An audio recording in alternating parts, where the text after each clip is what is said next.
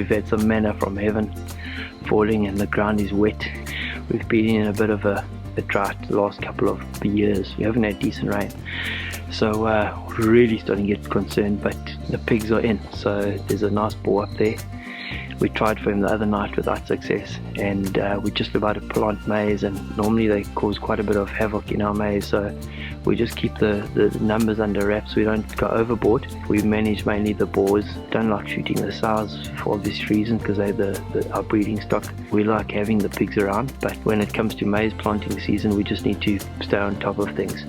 So there's a nice big boar up at the bait site, which is about a K from here, and the only way to get there with this northeast wind that's blowing is up the back of what we call Heartbreak Hill. And then when we get up there, kick our shoes off and try and catch our breath, and with the added excitement of pig hunting with a bow, it's quite difficult to keep your heart rate under control, but that's why we do it. We love this. Yeah, so let's see how it unfolds. Yeah. Sure. Oh, wet. Careful. Whew. It's like one step forward and 6 steps back. Just you can see how the animals have been skidding. Bushbucks come down here not too long ago. Look at the skid marks from the top of the hill of the game trail.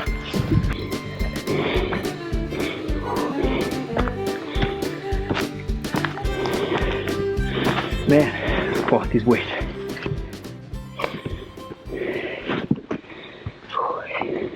That's quite a steep climb. We're going to kick our shoes off here. We're about 100 meters out.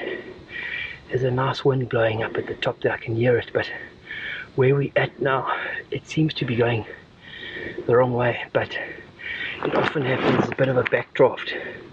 So if the wind's blowing northeast, as it was when we were lower down, over the top, there's often a bit of a backdraft here. So you think that you got the wind wrong, but you just hope that when you get up there after climbing a hill like this, that the wind's right and that we don't have to do a whole detour around from the other side. We've taken the feeder and the light down for a service and to make a few modifications, because the monkeys were bypassing our little vermin-proof cage. They were jamming it, getting their hand into a very small hole.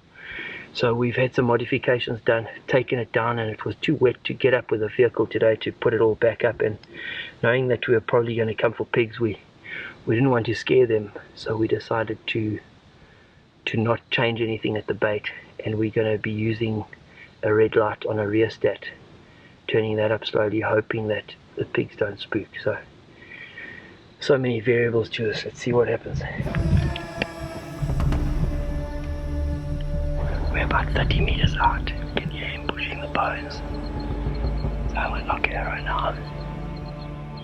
Sneak in there quietly.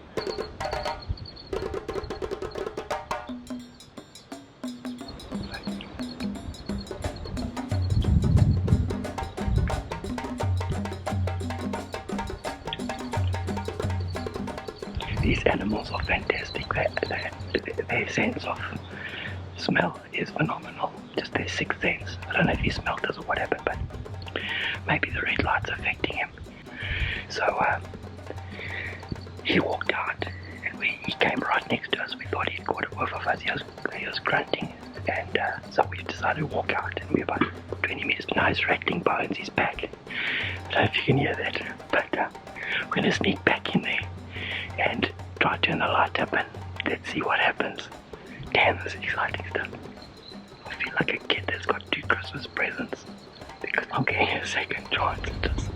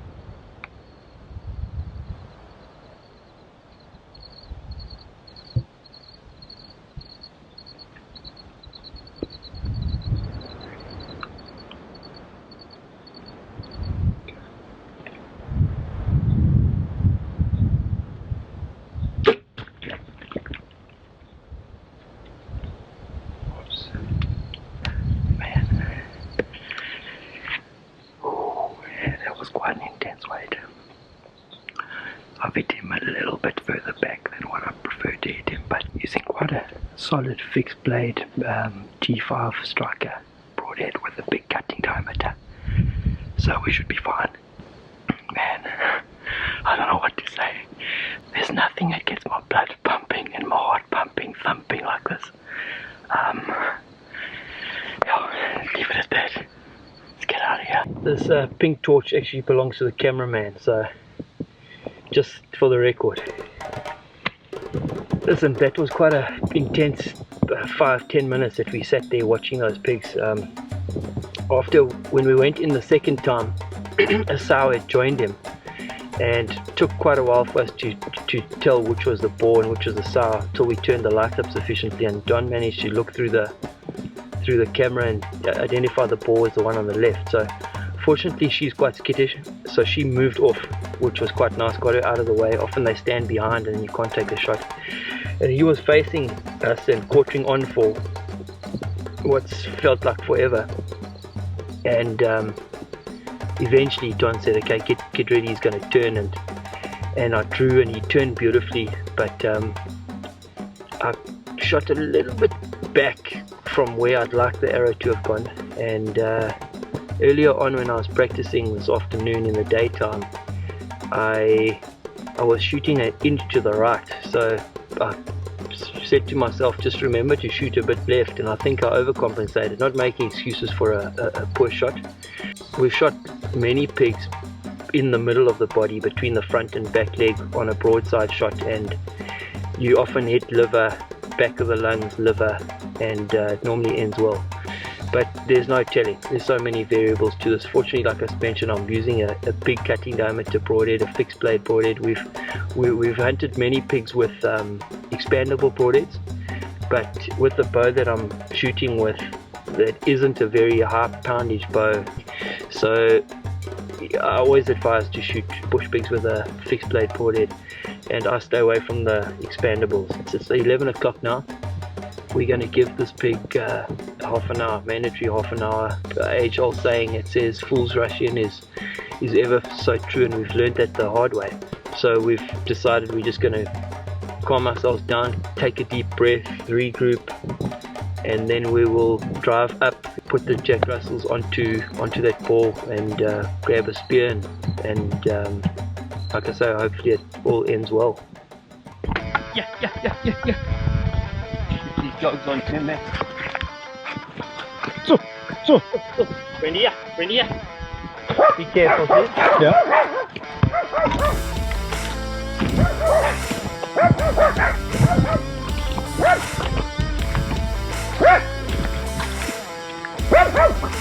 There he comes. Sola! That's a good dog. Come here. Just take your hands there. No, they haven't been bitten. No. They kept their distance, Jackie. That's my girl. That's my girl. Okay, I'm on your side, yeah? Thank you. Okay, puppy. Okay. Look at that thing. Oh, okay. A big thing when you're training a young dog like this is to reward them now, know that they're doing the right thing. And the important thing, I'm just looking for holes here. When the dogs are young and brave like this, they tend to be a little bit stupid and they go flying in, but fortunately a pig commands a bit of respect, and they tend to sense that. But yeah, she's doing very well, learning from the older dogs. Thank you, Lord. As we've mentioned previously, the reason we take the spears is not because we want to be like Rambo, it's just because to carry a bow in this, we've done it before, we've tried it, it's almost impossible. It's more of a hazard trying to draw a bow with these sticks getting stuck in the cam. So we follow up with a spear, and it's often a long chase or a long follow up, and it's the easiest thing to weave between the trees. So my arrow had hit him quite a little bit further back than what I initially thought. You'll see on the video exactly where it entered in, and out the back leg for some, I'm not sure what happened, maybe the arrow twisted. In any case, managed to get close enough to him to put a spear in him, and in doing so, I stood in a porcupine hole and twisted my ankle. I just heard it go nuts, and in any case, dogs chased him, timbered him again, and I managed to get close enough to put a spear in him again, and then he ran and fell over about 20 meters further on. So here we are. We need to, I think I'll be taking the camera from here, and Donnie's gonna have to help get this pig out because my ankle's in a little bit of pain, so I'm walking on one leg at the moment. So in any case, let's get started. Just making a little pulling device here for Johnny to help him get this pig out. Always a lot easier when you can drag it, so we carry a little piece of string with us in our pocket normally and make a little handle.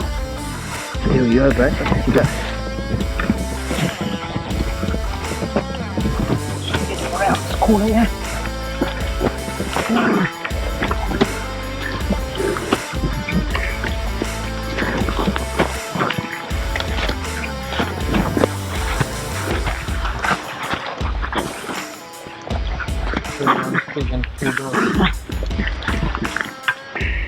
Quite tiring work this, but I wouldn't want to be anywhere else to the jaw. Tough when you're 40, eh? Especially when you got a couple of Jack Russell.